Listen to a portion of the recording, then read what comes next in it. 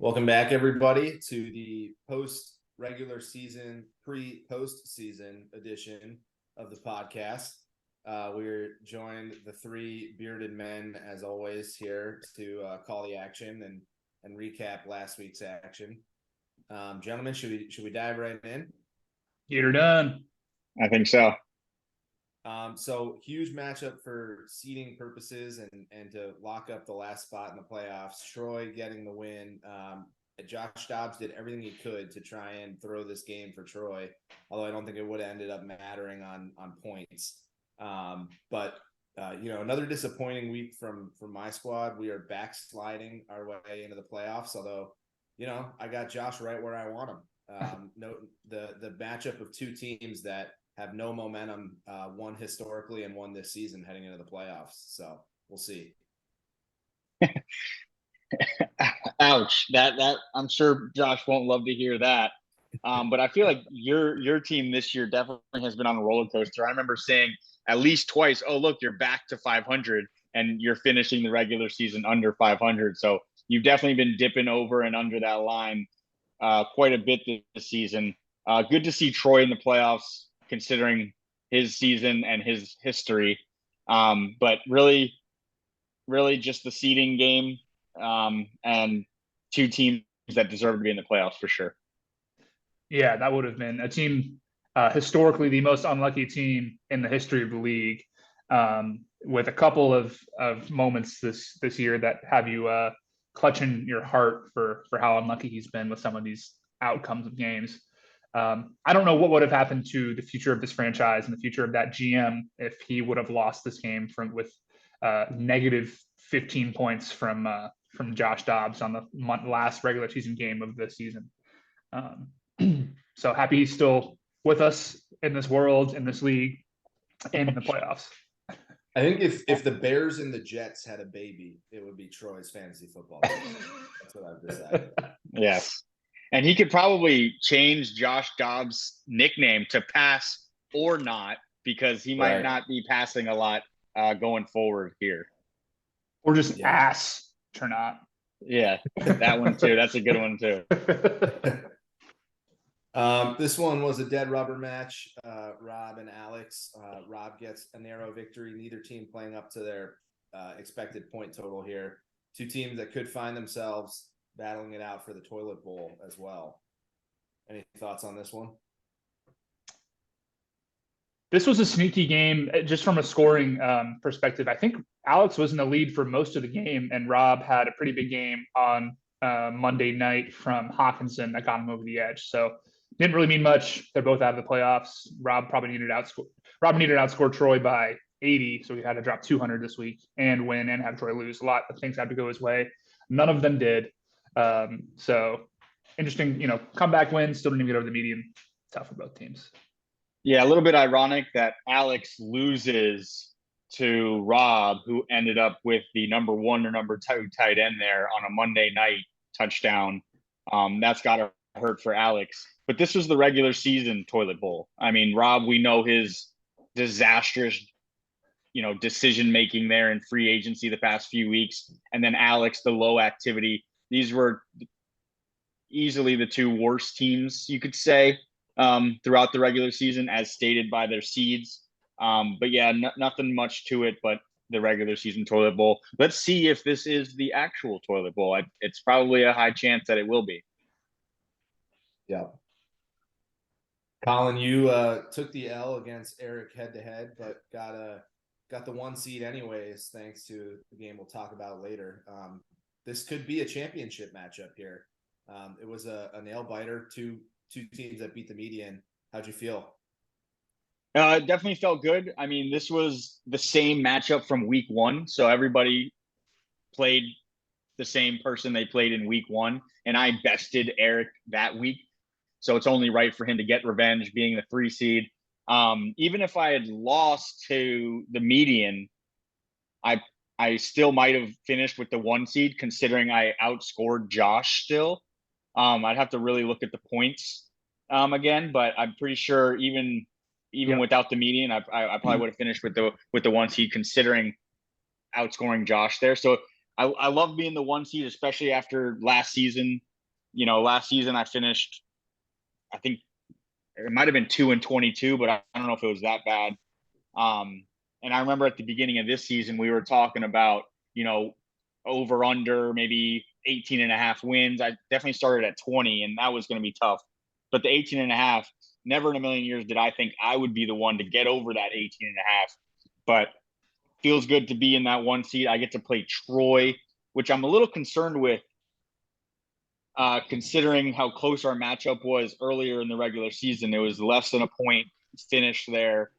So maybe there's some karma coming around in the playoffs here, but it's a 2-week matchup. I feel confident, but I don't love that I'm playing up against Troy in this first round. This is also another game that was pretty close at the very end. Even, I don't know if, that extra win wouldn't have mattered for you, and that extra loss wouldn't have mattered for Eric. I don't think his points still Josh had him beat, but yeah, I mean, even still dropping 130 in a loss in week 12, you're still a very scary team to face come, round one of the playoffs. I don't want to play either of these teams. And it looks like I'm going to have to, well, I guess we'll get into the playoff bracket after this, but yeah, I mean, McCaffrey's still doing McCaffrey things. He seems to be getting stronger as the year goes on. So yeah, I don't want to see either of these teams, period. Johnny gets the win over Jason. Jason makes his way into the playoffs, and Johnny goes out with a 143 as his statement to try and avoid the toilet bowl here. We've talked about Sam Howell. I just want to highlight him again.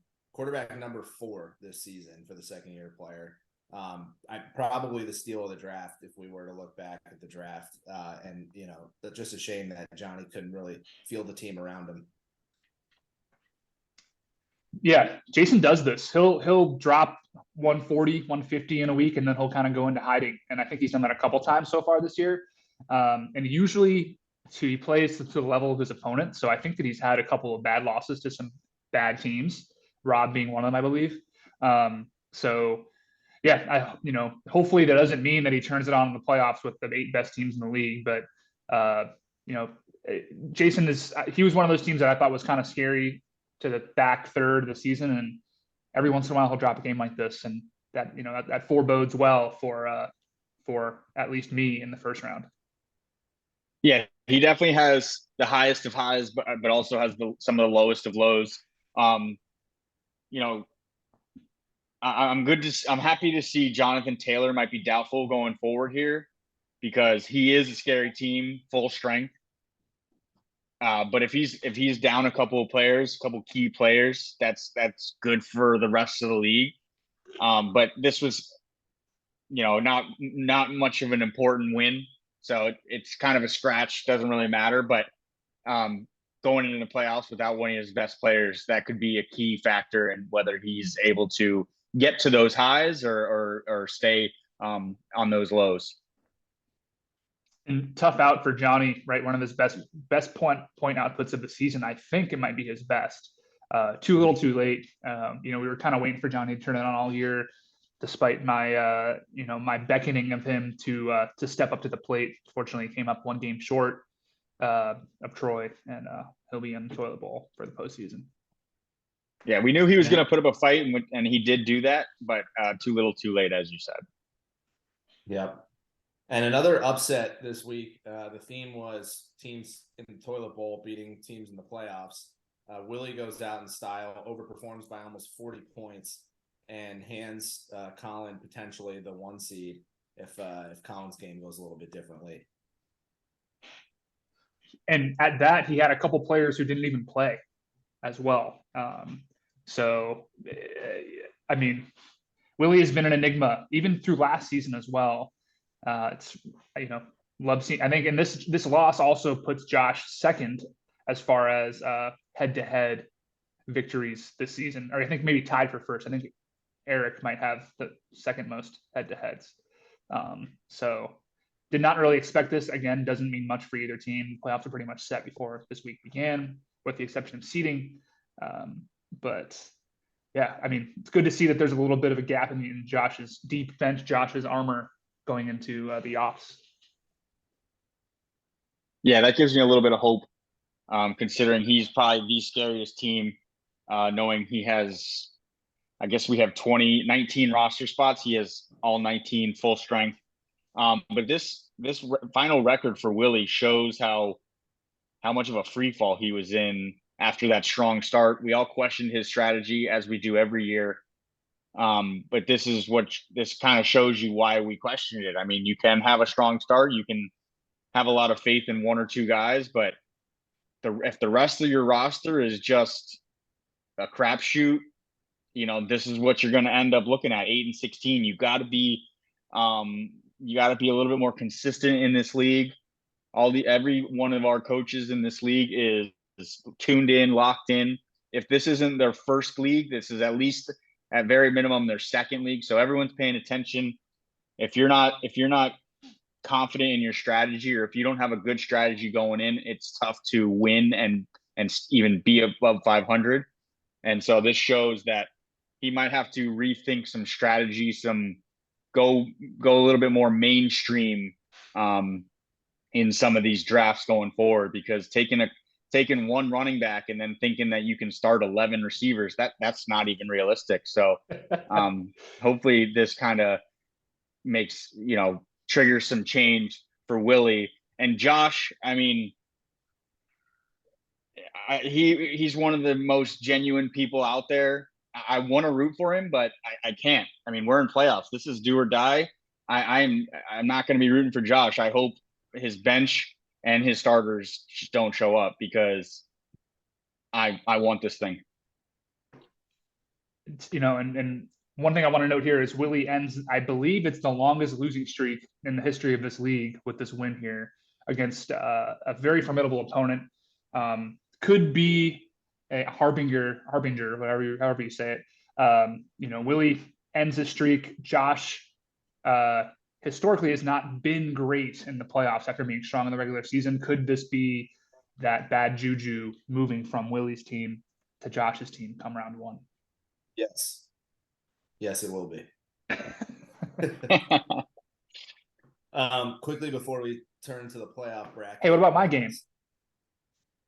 Did we not do yours? I skipped right over yours.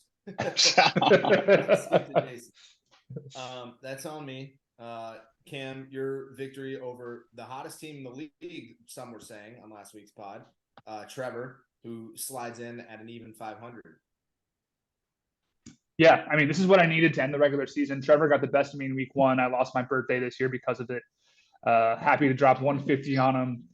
He's been running rampant through the league over the past couple of weeks. I had to put him back in his place. Hopefully, it's a 1-1 on the season for the birthday battle. But yeah, I mean, this game had pretty big implications on seeding for seeds 5 through 8.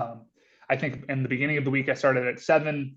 Troy was still at 8. Nick was at 6 and Trevor was at 5, and we all kind of mixed it up, and we'll kind of get into that next. But this was between Nick's game and this game. These were two really big games as far as seeding goes. So happy to see that I turned it on at the right time. Well, welcome back, Kyron Williams.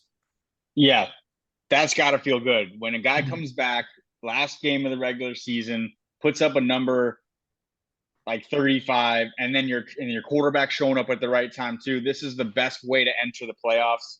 While Trevor is hot, Eric technically is the hottest team in the league with 6 wins in a row. But nonetheless, great statement win for you. You're coming in the playoffs full strength and a team to be reckoned with, considering the history of how many trophies you got in that trophy cabinet there. Even though it's the same trophy, it's a multiple time winner. So, and the only person who can say that. So that's a scary thing for the rest of us. We'll all be watching out for the Cam Cooper AJCDEFG team. That's why I was smart enough to put myself on the other side of the bracket. Don't have to worry about him until the chip.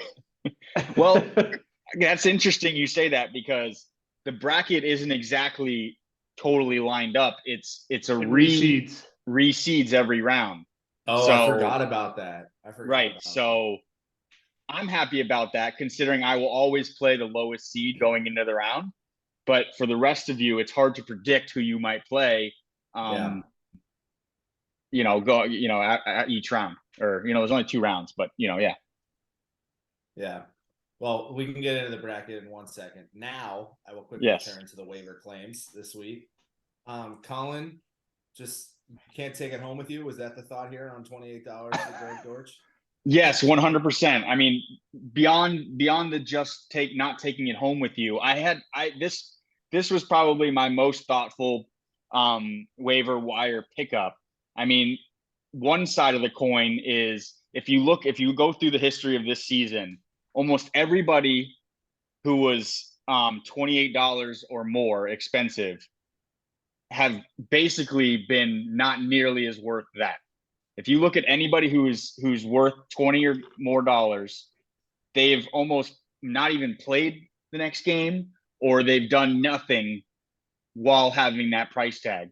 So I didn't really want to splash that kind of money, right? I mean, just based on everything that I've just said, all these expensive players, they don't end up valuing that much.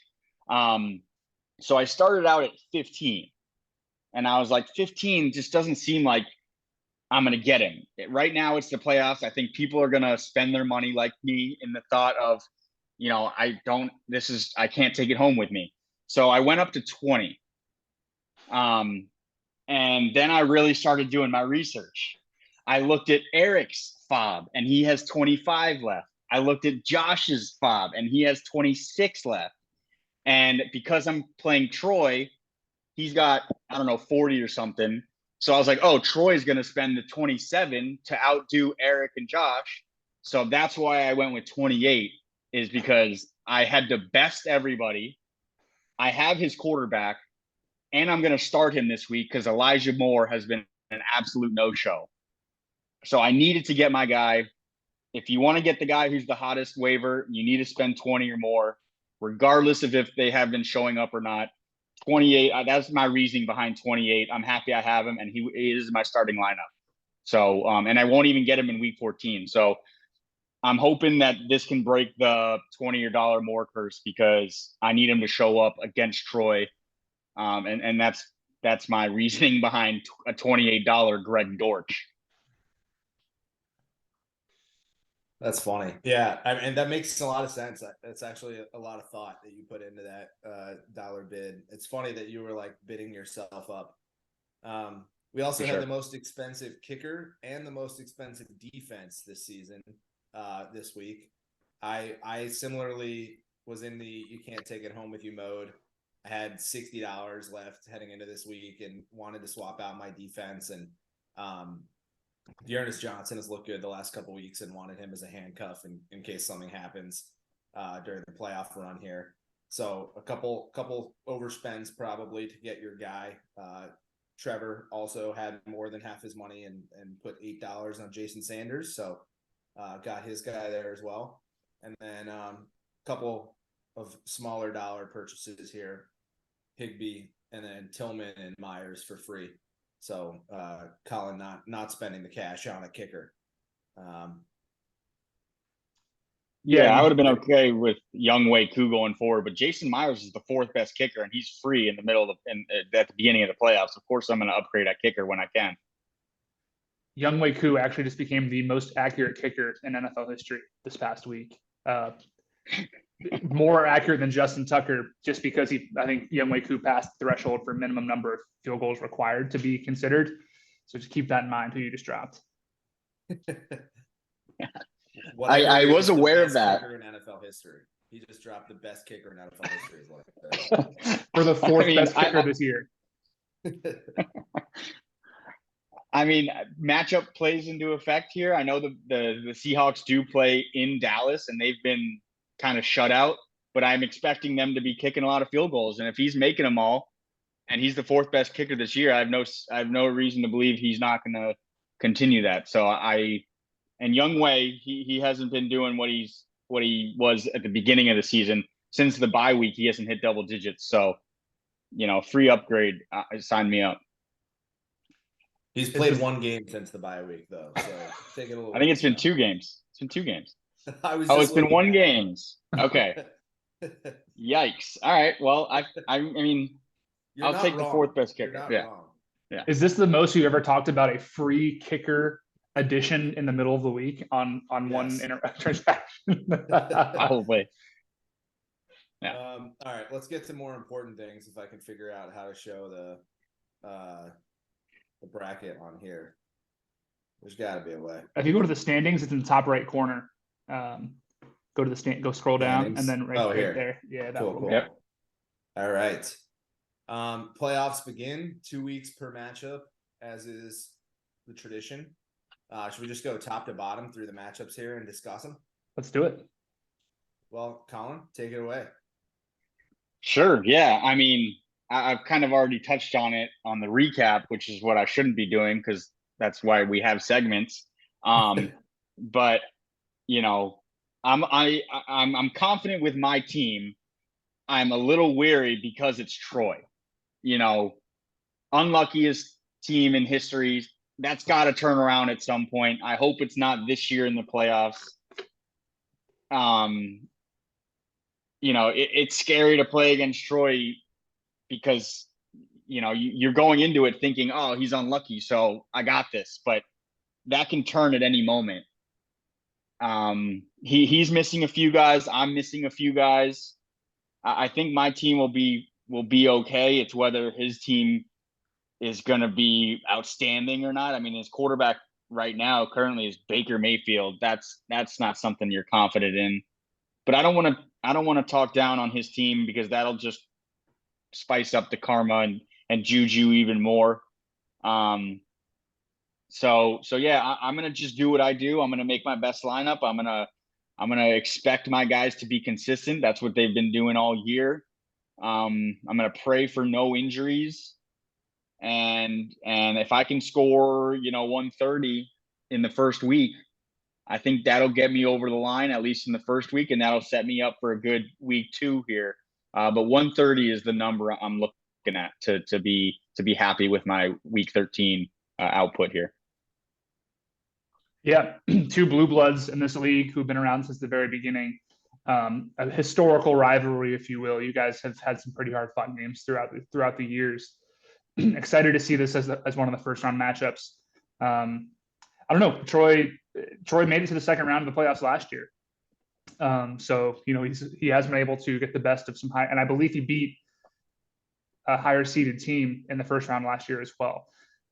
So never can take a break when you're playing against him. Both y'all are not at total strength right now, but I'm excited because I might potentially have to play Colin in the second round. Yeah, you both actually have a decent number of important guys on bye in week 13. You, James Cook, and DJ Moore on bye. He's got Gus Edwards and Devontae Adams on bye. So I think we should also do predictions on these matchups as we go through them. I'll start on this one. I'm gonna take Colin to win in a close one. I think it'll be a narrow victory. The reason is I think Colin has the best player in this matchup in Christian McCaffrey. And so I have faith that CMC is going to come through. Anyone else over a 2-week span, maybe not. So I'll say Colin because he's got CMC. Yeah, I'm gonna go with Colin as well. I'm not super high on Troy's quarterback situation, especially after last week with Josh Dobbs. You really want your high scoring players like the quarterbacks to play really well in the playoffs. Those are usually your cornerstones of the points you're going to score, unless you have CMC. And then also I'm looking at the depth that Troy has. Obviously Leonard Fournette probably not going to get a lot of looks. Gus Edwards is on bye. Devontae Adams is on bye week 1. I think Colin has more depth during this first week. I think this could be a pretty big week to kind of separate himself. You don't want to, be going into week 2 down 30 or down 40 and having to overcome that. So I'm going to take Colin maybe with a little bit of a bigger week 1 win, and then just insurmountable for Troy in week 2. Yeah, obviously I'll pick myself here. I to your point, having Christian McCaffrey is season changing. I score 20 points a week, guaranteed 20 points from him every week. He is playing in Philadelphia, and they have a good run defense, but I think those are 2 of the best teams in the league, so they're going to play to their strengths, and that is Christian McCaffrey. So I'm still expecting him at least 15 plus with a touchdown. Definitely got the quarterback advantage. Arguably the tight end advantage. I mean, maybe. Yep, I have the number 12 tight end. He has the number 13 tight end, and all of his points have come in the past few weeks here. Trey McBride, who the heck is he? So of course I'm going to pick myself. I think I'll have, if I can score 130 in the first week, I think I'll need only, maybe 115 in the second week to score enough, and that's what almost 250. So 250 over 2 weeks, I think we'll get it over the line for Spunky Pickle. Next matchup, Cam, you versus Jason. This is the 4 versus the 5 seed, but I'll just quickly give my thoughts. I think this is the most lopsided of the matchups at the end of the 2 weeks. I think Cam wins hands down here. Probably, definitely helped by the Jonathan Taylor injury. But, Jason hasn't set his lineup yet. Will he before the week starts? Question mark. Cam's got all the pedigree in the world. I don't think Cam's going to win the championship, but I do think he'll advance this week. Yeah, Jason got a victory over me a couple weeks ago that I was a little bit. I was going in with similar confidence. I was like, if I can beat Jason, I can potentially put myself in a position for maybe a 4 seed. Did not go that way, and I actually fell down to the 7 seed a week later. So I'm gonna be walking on eggshells with Jason, because I know that he has the potential to turn it on. And then if for some reason Jonathan Taylor does play, or if he comes back to full strength in week 2, not holding my breath there. I like my chances for this first week, but I'm going to take myself, but I think it's going to be maybe a little bit closer, assuming that he sets his lineup. Yeah, I'm not sure if there's a question in this first week. I think you're a week 1 lock here. He doesn't have Lamar. He doesn't have Jonathan Taylor. He doesn't have Justin Jefferson. You got pretty much all your guys. CJ Stroud is a great second quarterback to have. He's the number 6 overall quarterback, insane rookie season. And he's playing in a pretty weak, actually not too weak Denver. I'm expecting that to be probably pretty high scoring. I think you're a lock for this week 1. It's about if you can make that gap, maximize that gap, so that week 2, if he gets, Jonathan Taylor back, if he gets Justin Jefferson back, he can't overcome that massive gap. If he's scoring 170 in week 2, you better have had a good week 1 to make sure you got more points at the end of the 2 weeks. Yeah, Kenneth Walker is doubtful. He's probably not going to play tomorrow night, which is kind of a bummer. And then Demario Douglas is questionable. He entered concussion protocol today, but he's still projected only 3.6 points against the Chargers D. So I'm probably not going to have K9 tomorrow. I might have Demario Douglas come in on Sunday. If I could have at least one of those guys play this week, that'd be great. And then have K9 come back hopefully next week. That'll be great. I really don't want to start Tyler Algier in my flex during week 1 of the playoffs, but I might be forced to. Hey, I keep rolling with 2 Cleveland running backs because I don't have anything else to plug in there. And I'm so scared Kareem Hunt is going to punch in 2 goal line touchdowns, and I'm going to look like a fool for leaving him on the bench. So it's okay. You can play Algier. Cam, you're not feeling the double tight end. Pat Freiermuth coming back from injury, putting up 16. Changing their offensive coordinator too. He looks unlocked. Right. You don't feel confident that you can throw him in instead of Algier, or Demario's in concussion protocol, so there's a chance he does come back. But and then even Quentin Johnston, are you confident with Quentin Johnston there in the receiver slot? Not particularly, but my receivers this week are weak, right? I have Gabe Davis on bye. Demario Douglas is hurt, and I don't really have anybody else. In my flex, I have Singletary and Algier, so I might plug in Freiermuth at the flex. But he got 11 targets last week, which is pretty good, and he has burned me all season up until last week when I had him on the bench. So I might plug him in. Yeah. Third, we have the matchup of the team on the longest win streak, Eric, versus the team that, as of last week, we were saying was the hottest in the league, and Trevor. Also note 2 RB2s that are both B Robinson going head to head here. So that's exciting. I'm going to say Eric gets the win. I'm really intrigued. Trevor currently has the 49ers defense plugged in this week, and they're playing Philly. So that I'm curious to see, does he stick with the 49ers defense and just trust that unit, or does he swap them out? Both guys, again, have a lot of folks on bye weeks this week. I think this one will be pretty close as well. Maybe even if Trevor switches out his defense, potentially, he might have a lead heading into week 2. But I think Eric beating him over 2 weeks is going to be a tall task. Yeah, this one's a tough one to kind of find any discrepancies here. This one could be the closest matchup just based on looks like both teams are basically full strength. The guys that are on bye, except for Justin Tucker, looks like aren't really confident starters. I mean, Higgins is on his bench, but he is not having a good season by any means. This one's hard to find any differences. I'll pull through with Eric because I think over the course of the season, he's been probably the most consistent as far as points scored. He doesn't really go crazy high, but he never really drops too low either. So over the course of 2 weeks, I think he'll be steadier than Trevor.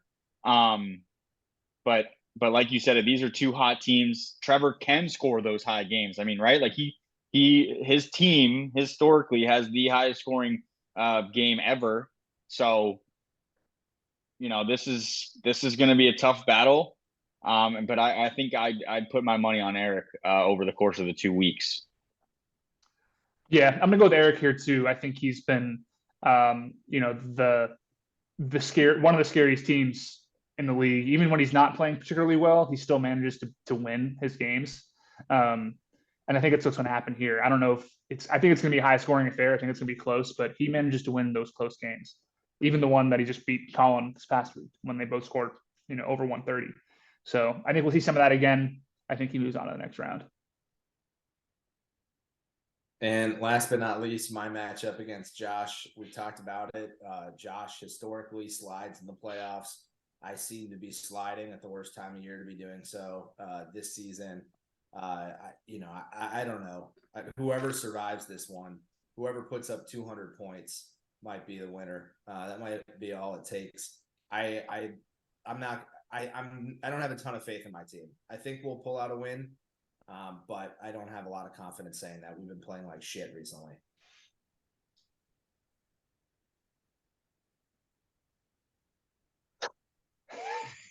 Yeah, I mean the double Browns running back combo hasn't really served you well, but you got to stick with it. Considering Dameon Pierce and Dearness Johnson aren't exactly exciting players, you got a lot of faith in Jacksonville as it seems. Josh's team, when you scroll all the way down, he's still got relevant players, whether on bye or just on his bench because he's got enough starters in. It's tough to see the path for you, Nick, but that doesn't mean it's not possible. And then Josh does have Derrick Henry, and he is Mr. Playoffs. I'm rooting for you as a fellow host of the pod, but Josh, I mean, he other than the fact that he's not the 1 seeded, I think he's been one of the best team all season. I think you got to show up week 1 and hope that gap is enough for you to cover. Considering he doesn't have Justin Fields, he doesn't have Josh Kobe Myers. Yeah, you got to put up week 1 and hope that gap is enough. I think that's the play here. I think a silver lining here, going back to something I talked about with Troy's game with Colin, is that Josh is forced to start Russell Wilson. And I know the Denver Broncos are hot right now. It's hard to trust Russell Wilson after last season, the way that he played. I think this game might come down to the quarterbacks and also the flex plays.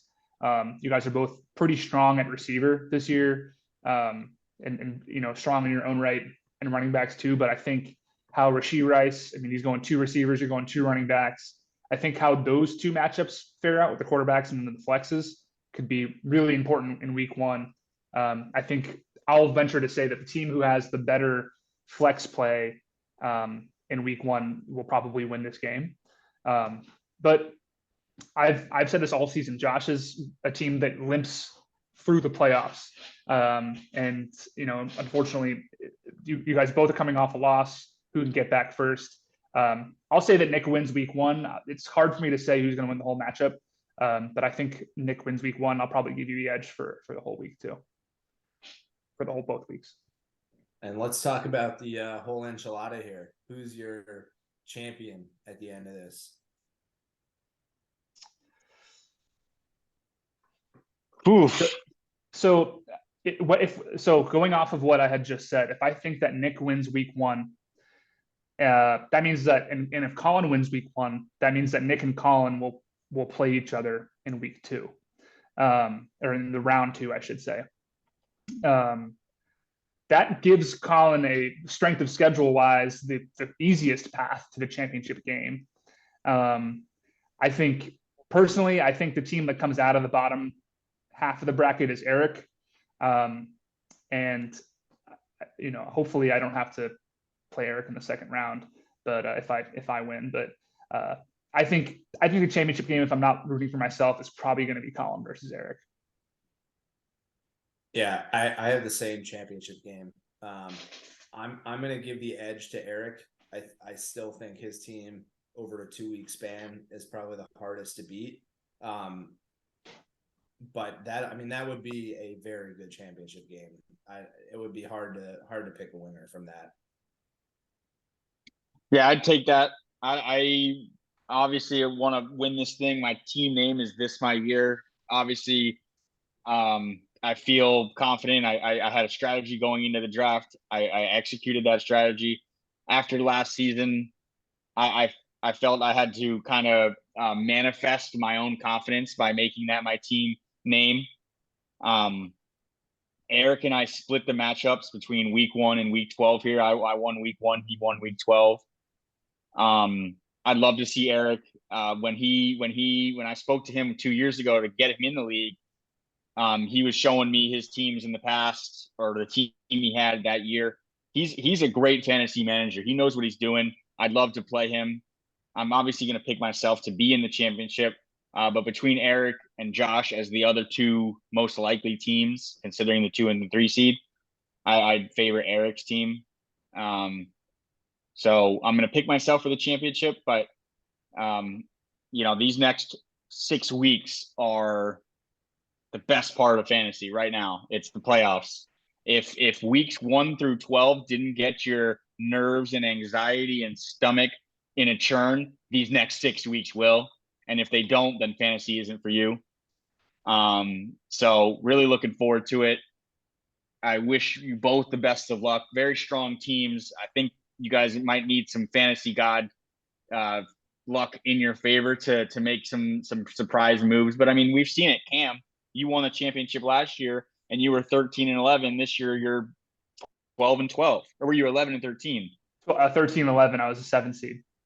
Okay, so your one loss, your one win fewer. But that doesn't mean you're any fewer of a chance. I think anybody could still win this, considering some of the best players on each of these teams can show up. I mean, I know Jamar Chase doesn't have Joe Burrow, but Jamar Chase can go for 200 and 3 touchdowns, and you're winning, and you're in the second round, Nick. Cam, I know you don't have Derrick Henry, but Kyron Williams looks like he can be a next fantastic running back. Something that has been not mentioned and definitely not overlooked is some of these teams, will they be playing their best players towards the end of these playoff implication weeks? Who is going to be playing to their full strength week in, week out? I mean, if the Niners have NFC West locked up and a home seed advantage for the NFC, I might not see Christian McCaffrey in the championship. That's going to kill my chances. Josh has Derrick Henry. He is Mr. Playoffs. that alone could win him this thing. Trevor, he scored. I think he probably scored 150 several times this year, something that a lot of teams have not even done, maybe once or twice. He did it at least 2 or 3 times that I can think of. He could win this thing. Jason, fantastic manager. He's got Justin Jefferson, Alvin Kamara, Jonathan Taylor, who obviously aren't full strength right now. But if they come back at the right time, this thing is his for the taking. Anybody can win this thing. And I got to mention Troy's team because I said something about everyone else's team. I mean, Mostert, he had a 50 burger this year, right? 41 burger. He had a 41 early in the season and then 32 later. You know, if the Miami Dolphins go back to the run game, the land game, even though they're a water animal, they could be clear. He could run, and he's got 2 Dolphins. So, and Cooper Kupp. I mean, anybody can win this thing. I don't want to make any definitive statements. Oh, Troy can't win it because of luck. Oh, Trevor can't win it because it's his first year in a decade. You know, anybody can win this thing, and that's what's the most exciting thing.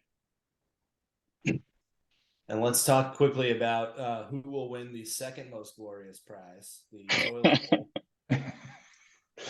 Potentially the last year where there's no real consequences for being the toilet bowl king, if you will.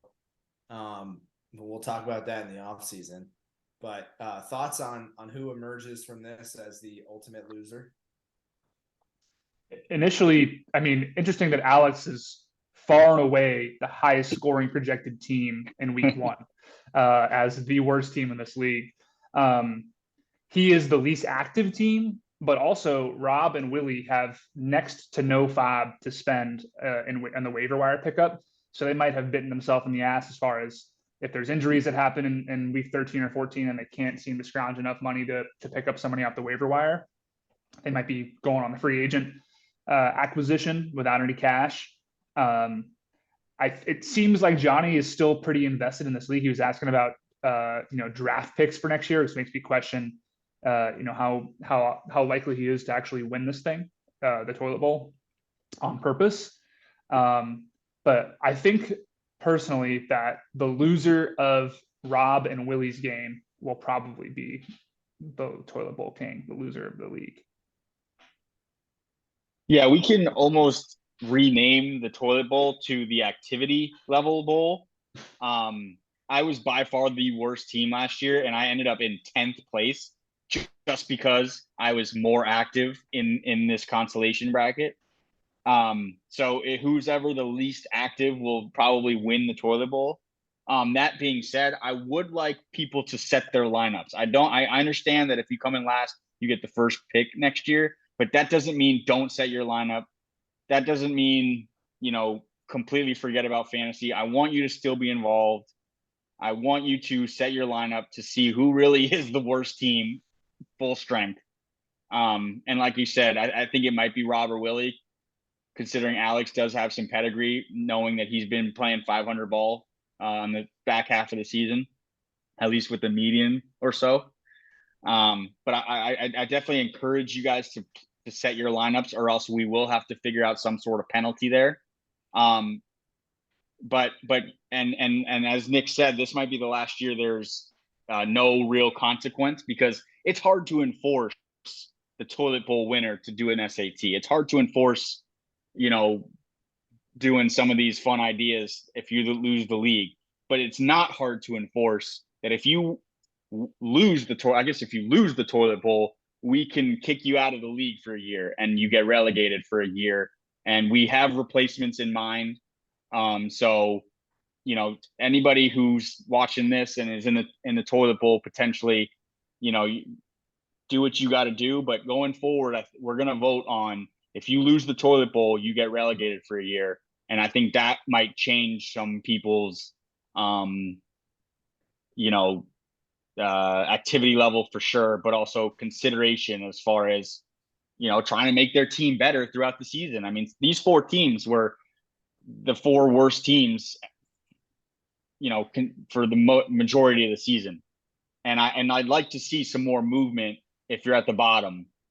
I mean, at least I did. When I was at the bottom, I didn't give up. I came in 10th and I got the 3rd pick and I got Christian McCaffrey, and look at me now. So, so yeah, it'll be interesting to see who does what. But that's always fun to have this this toilet bowl, and we can rename it the Activity Bowl if I could. I'm gonna go with a unpopular selection here for who's gonna be the loser or last place, if you will. I think it's gonna be Johnny. So Johnny and Willie both have a bunch of guys on bye this week. Johnny's missing Saquon and Josh Jacobs and Jordan Addison. He doesn't really have. He has like Jeff Wilson and Tyjae Spears to plug in as his 2 running backs this week. So I think he's going to be in a big hole against Alex after 1 week. And I mean, I think these teams, when they're at full strength, are pretty evenly matched. Maybe Johnny has a slight advantage, but I think he's going to be too far behind to come back after this week. And then that puts him in the finals against the loser of Rob against Willie. And I just don't know that I trust like Sam Howell when the weather's getting cold and there's not a lot to play for at the end of the year. He's got a lot of guys that are not going to be in the playoff hunt, which is kind of like the flip side of guys who are on teams that are like locking up seeds, right? It's like, I don't know that like Saquon's going to be running very hard in week 17, or Josh Jacobs for that matter. So I'm going to say Johnny loses to the loser of Rob against Willie, which I think will be Willie. That's my take. Fair enough. That's a good shout. That's a good insight there from no better than the host of the I Love Big Ass TDs podcast. That's why we have you on, and that's why you got your job. We might have to increase your pay with that. I'm just hoping to get insight. my contract renewed for another year. That's all I want. I just want to be back on this podcast next season. Yes, sir. Anything else we should touch on before we break here and the playoffs begin? I guess just one last thing about on Trevor and Jason is that with Jonathan Taylor out, Zach Moss has been quite the nice fill-in in the Indy backfield in his absence. That could be the X factor in Eric and Trevor's game. I know that because I traded away Zach Moss for peanuts earlier this year. I will admit that now. And I would love to have Zach Moss on my team right now with K9 being hurt. So yeah, that could be the thing that puts Trevor over the edge with Eric's game. I know he's going to need everybody to kind of ball when against a team like Eric's. So I want to keep an eye on his output during those 2 weeks. Yeah, I'm glad you said that because that makes me think. I think we could throughout these playoffs here.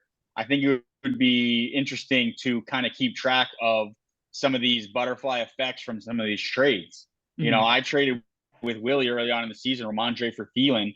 Thielen hasn't been doing much, and Ramondre's looking back to Ramondre. So maybe we keep track of some of these trades on these playoff teams and see if they were, playoff winners or playoff losers. But I'm glad you mentioned that trade because there's clearly lasting effects from weeks ago.